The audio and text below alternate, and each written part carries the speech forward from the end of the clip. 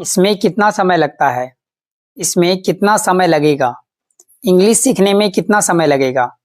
आपको इंग्लिश बोलने में कितना समय लगा? वहां पहुंचने में कितना समय लगेगा? Hey guys, this is Mukesh. ऐसे सेंटेंसेस को इंग्लिश में बोलने के लिए किस स्ट्रक्चर का यूज किया जाता है?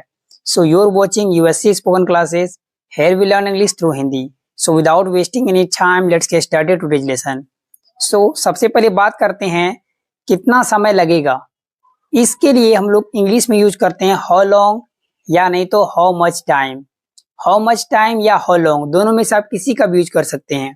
अब देखते हैं इसके स्ट्रक्चर को। दोनों का स्ट्रक्चर अलग होगा।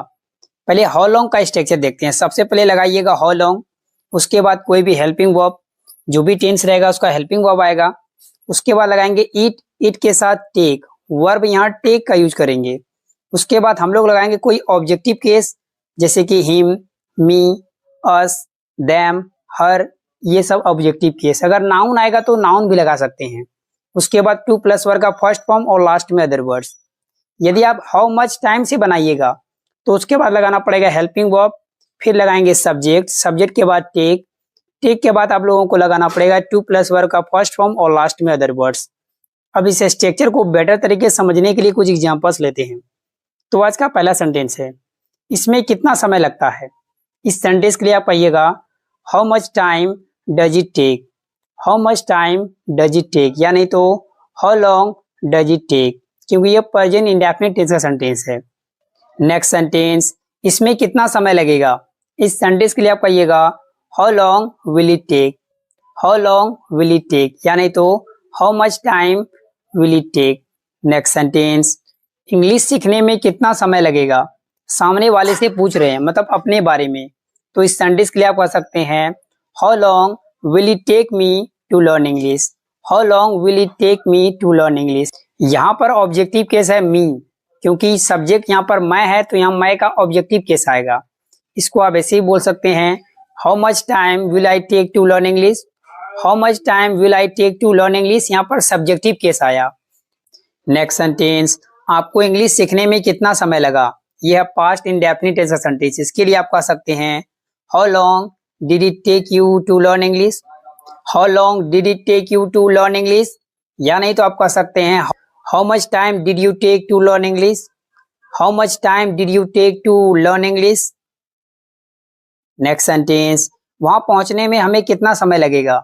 इस सेंटेंस के लिए आप कह सकते हैं how long will it take us to reach there या नहीं तो आप कह सकते हैं how much time will we take to reach there. How much time will we take to reach there. मेरा कोई जवाब नहीं, आपका कोई जवाब नहीं, मेरे पापा का कोई जवाब नहीं, तुम्हारे दिमाग का कोई जवाब नहीं। तो सामने वाले की क्या कर रहे हैं, तारीफ कर रहे हैं या खुद की तारीफ कर रहे हैं या किसी और की तारीफ कर रहे हैं। यहाँ सभी पर एक्सक्लेमेशन का मार्क आएगा, वो बाय मिस्टेक वो मार्क्स लग गया है। तो इसके स्ट्रक्चर को देखते हैं। तो सबसे पहले लगाएंगे सब्जेक्ट। सब्जेक्ट को लगाने के बाद लगाएंगे अकॉर्डिंग टू सब्जेक्ट हैज या हैव। अगर subject I we you they plural आएगा तो हैव आएगा। यदि आपका subject he she it singular noun हो तो हैज आएगा। उसके बाद आपको लगाना पड़ेगा नो मैच। नो मैच का मतलब होता है कोई जवाब नहीं, और लास्ट में एक्सक्लेमेशन मार्क को राइट करेंगे। अब इसको बेटर तरीके से समझने के लिए कुछ एग्जांपल्स लेते हैं। तो आज का पहला सेंटेंस है, मेरा कोई जवाब नहीं। इस सेंटेंस के लिए बोलेंगे I have no match. I have no match means मेरे जैसा और दूसरा कोई नहीं। इसका कहने का मतलब हुआ आपका कोई जवाब नहीं। कहने का मतलब है आपके जैसा कोई दूसरा नहीं है इस संसार में। तो इस सेंटेंस के लिए आप कह सकते हैं you have no match. You have no match. Next sentence, मेरे पापा का तो कोई जवाब नहीं। इस सेंटेंस के लिए बोलेंगे my dad has no match. My dad has no match.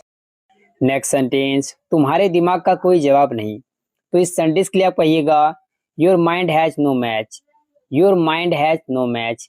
Mind की जगह ब्रेन, सेंस, विजडम भी लगा सकते हैं अकॉर्डिंग टू सेंस।